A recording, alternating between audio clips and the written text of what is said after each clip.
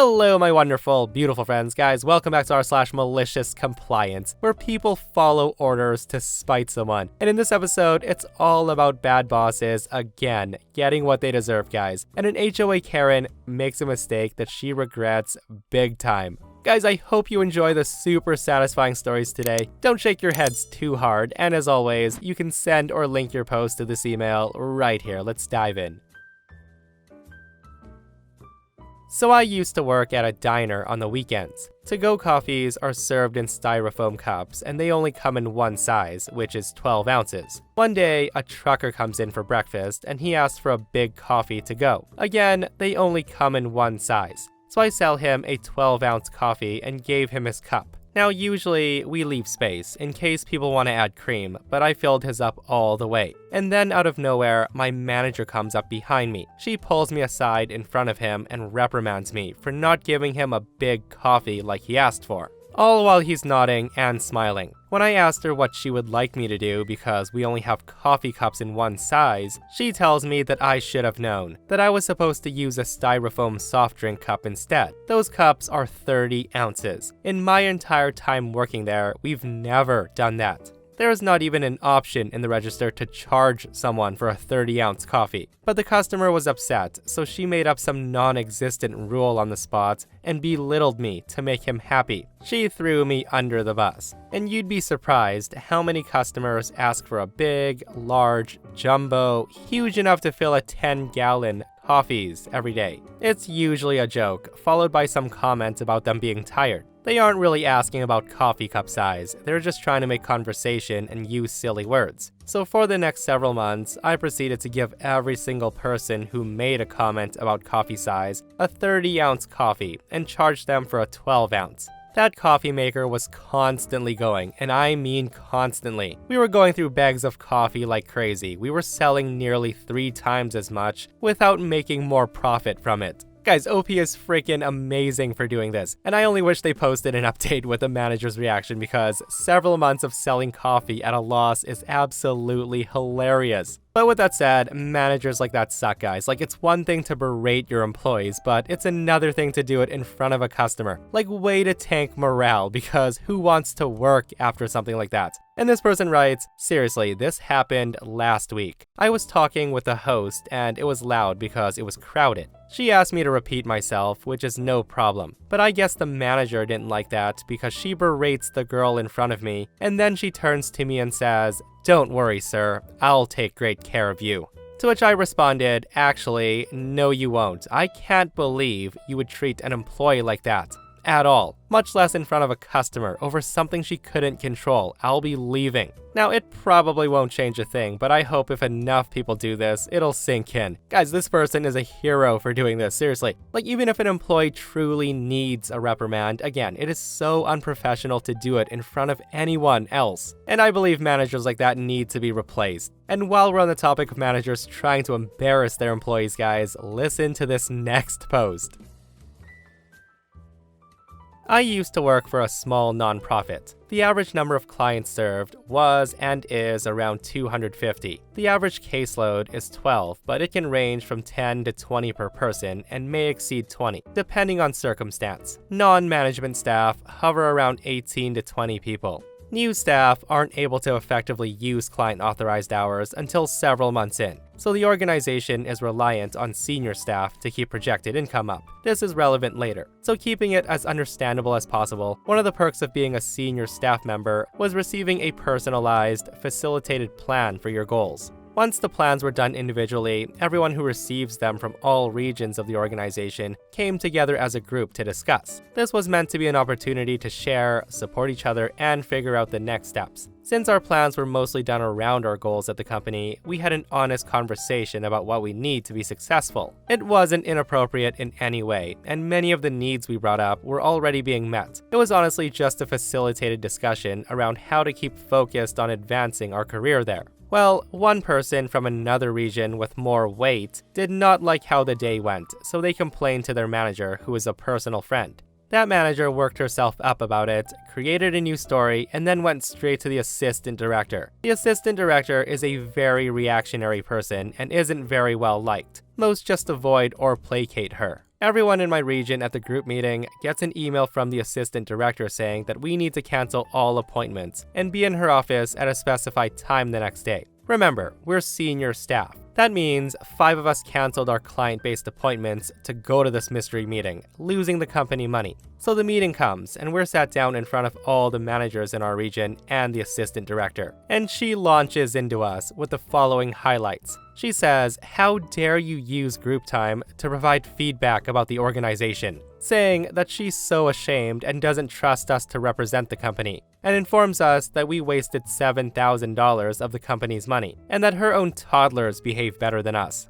She ends this 5-minute rant by saying that every one of us is replaceable, and they'd be more than happy if we left. So we 5 sit in stunned silence before the meeting is concluded and we all walk out. Well, it turns out the assistant director never spoke to the facilitator. She also didn't consult any other attendees from other regions, and in fact, she didn't bother getting any additional information at all. To add insult to injury, my boss, one of the managers in the room, told me the point of the meeting was to make us feel crappy when I asked what follow-up was needed from me. I found a job within 2 weeks and I left. 2 other people in that meeting quit within a month, and a 4th is halfway out the door. Others soon found out about the meeting, and so far, 4 additional staff have left. All 7 of us who quit so far had been there for 3 years or more, and our departures were no more than 2 months apart. Our total caseloads numbered roughly 120 clients, meaning that almost half of the organization's clients are without staff to support them. And there's now 5 new hires without mentors. One of the new hires quit because of this, making 8 people gone in 2 months. This turnover has never happened before.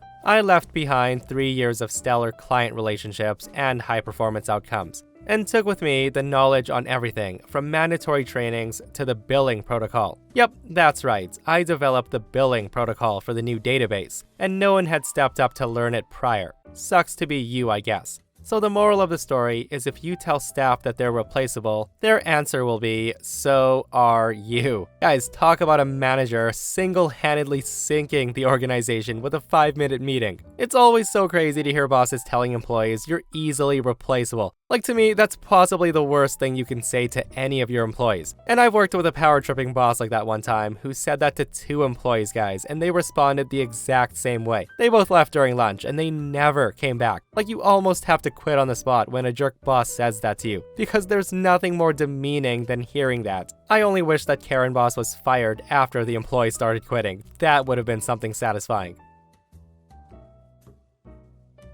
So I work for a maintenance and renovation company in Finland. My work consists mainly of customer service. I answer the phone and I talk to customers in person in the rare case that they show up to our office. Maybe 70% of all calls we get come from the same few people, who are impossible to please and are usually very rude. Anyways, the woman that hires us to do work for her was one of the worst people that I've ever had the pleasure to deal with. She wasn't reasonable in any way whatsoever, and she thought she basically owned our business and usually just resorted to shouting at me or my coworkers. What made the matter worse is that she was the chairman of the board of her condominium, kind of like an HOA. With that said, this brings us to the malicious compliance itself. The apartment building she lives in has a big parking garage, enough to fit about 150 cars, and it says in our contract that we must wash it once every year, as it tends to collect a lot of road dust and gravel. It's a big job, and it takes about 10 hours if 2 people are on it. About a month had passed since the last wash, and this phone call happened. I pick up and say, "Hey, thanks for calling customer service. This is so-and-so. How may I help?" The woman starts screaming at me over the phone and says,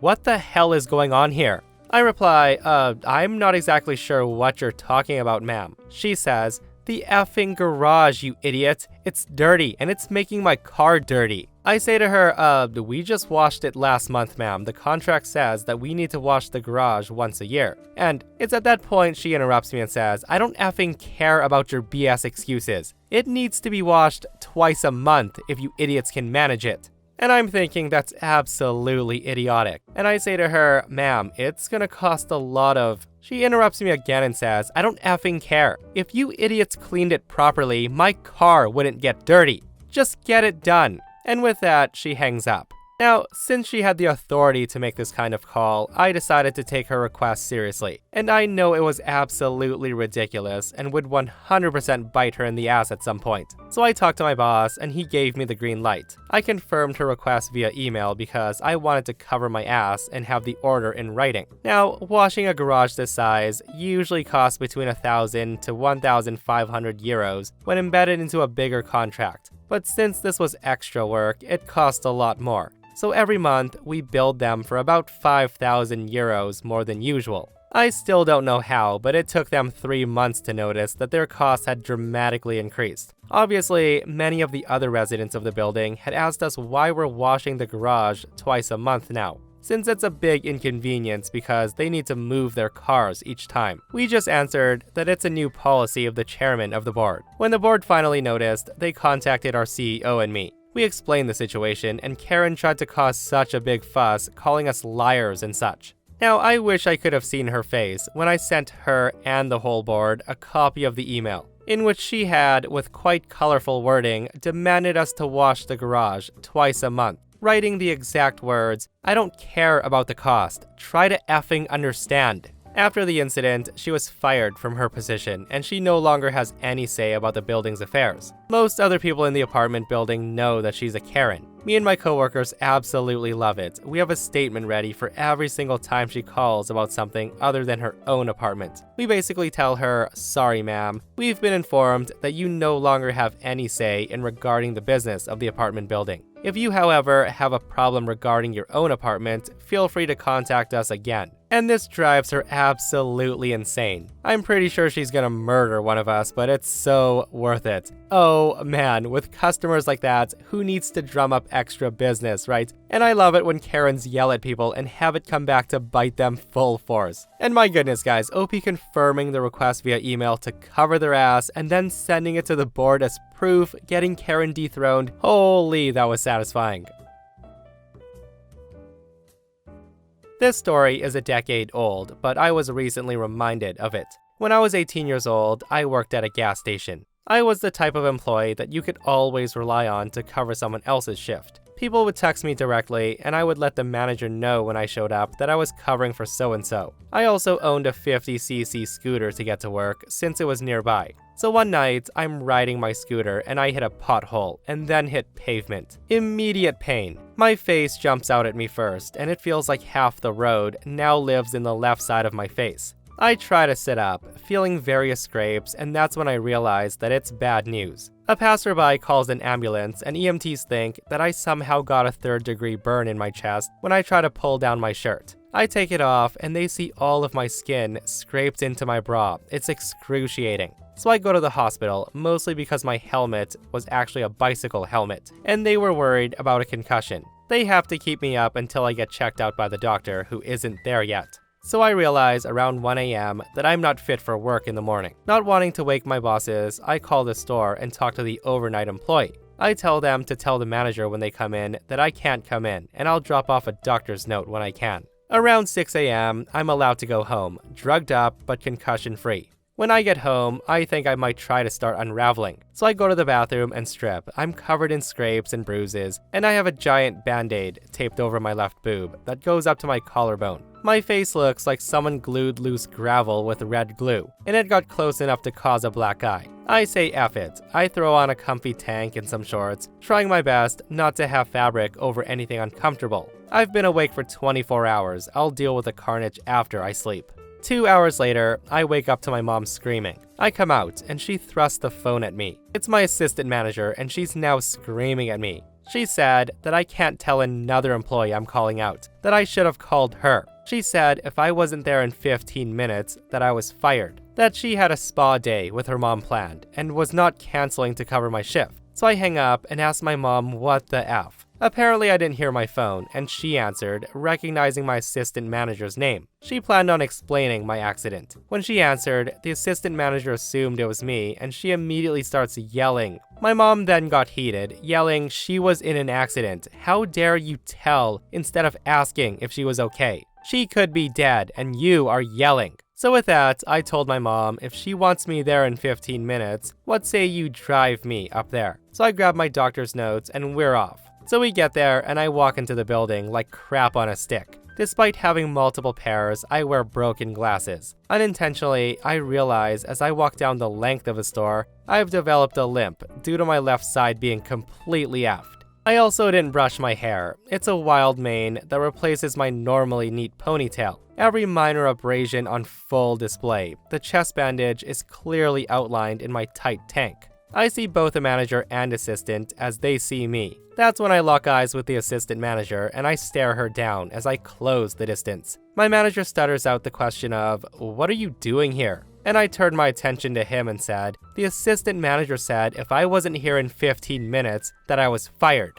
Well, I'm here, so do I still have my job? After he assured me that of course I did and to go home and rest, I gave him my doctor's note. I then turned to the assistant and said, "I told the overnight person that I would bring my doctor's note. Next time though, I'll be sure to call you at 1 a.m. if I need to, right?" Seeing the look exchanged between the two, what I knew had been confirmed. Her calling me was her doing, and my manager did not know what was happening. I then say to her, "I'm so sorry about your spa day. If you'll excuse me, they didn't let me sleep until my x-rays came back. I'm exhausted." I then left, feeling as good as you can feel with road rash. Guys, OP's response to the assistant manager in front of the manager was absolutely savage. "I'm so sorry about ruining the spa day with your mom. You told me to come to work, so here I am." I just hope the assistant manager had to cover all of OP shifts until she was well enough to work again because she deserved to have some repercussions for that horrible behavior.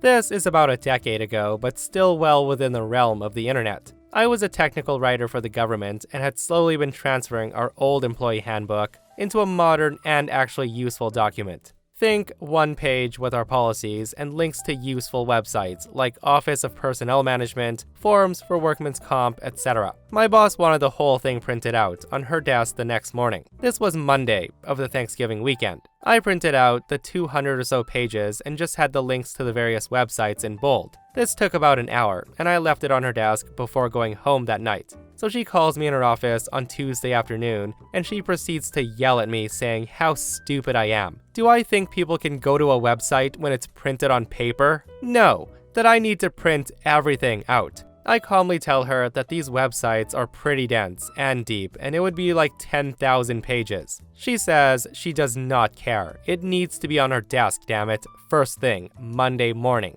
Mind you, this is now Tuesday, and we usually had some of Wednesday off. I wasn't really planning to work Thursday, Thanksgiving, or Friday, as I had applied for leave and was looking forward to a nice relaxing long weekend. I don't have family, but I had plans. But okay, I asked for and got the request to have everything pertaining to the employee handbook online in a printed format. I also had real work and real deadlines. And a quick bit of context, she was my boss. She did my performance appraisals and she could make my life miserable and possibly fire me. However, my clients were teams that put together engineering plans, biological assessments, scientific journal articles, reports to Congress, etc. They had real-world deadlines. On some of these, if you missed the publication date, your agency paid $100,000 a day in delay fees. Or you would piss off a congressperson, which is never a good idea. I was really getting sick and tired of my boss's request that took me away from my actual work. So I was printing and printing all the rest of Tuesday afternoon, and then Wednesday. I had to go to the site,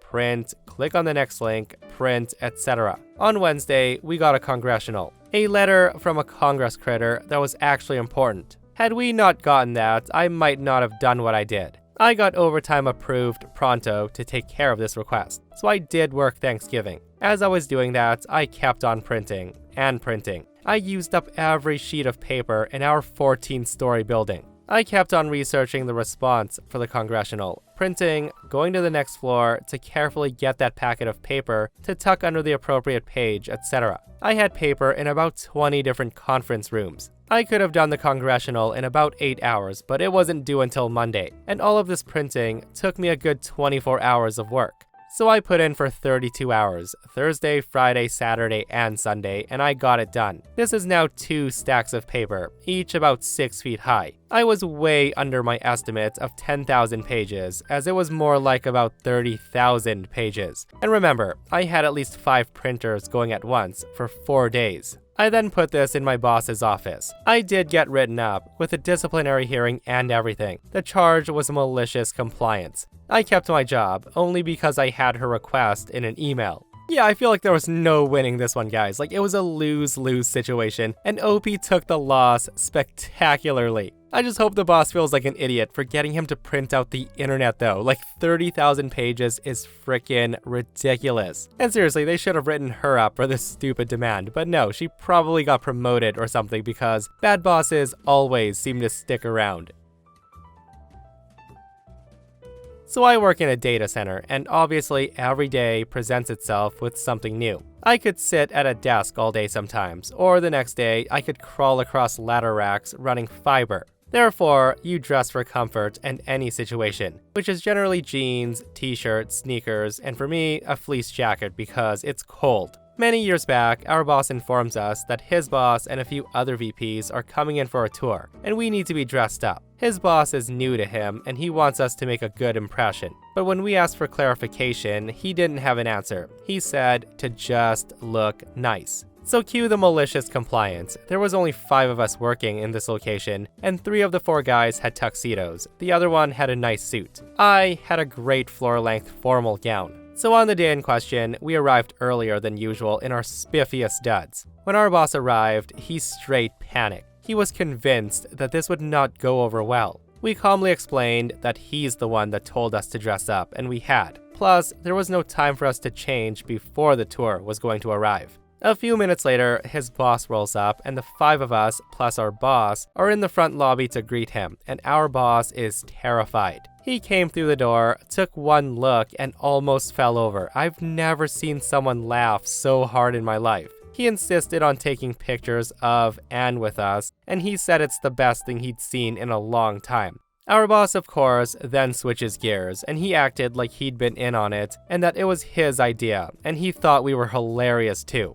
Okay, our photo made it to the second level's wall, and even went out during a team meeting a few weeks later. It's still one of my favorite work memories. Our boss was much more succinct going forward when he told us to dress up. And that, my friends, brings us to another end of our /malicious compliance. Guys, I hope you enjoyed these super satisfying stories today. I hope you didn't shake your heads too hard, and if you're not subscribed, consider subscribing so you don't miss these crazy stories. And if you missed yesterday's episode on the channel, it's an r/entitled People episode, where a Karen doesn't care about OP's severe allergic reaction. She just wants to be served. Guys, go check it out if you haven't, and myself and Stevie Boy will see you guys in the next one. We love you.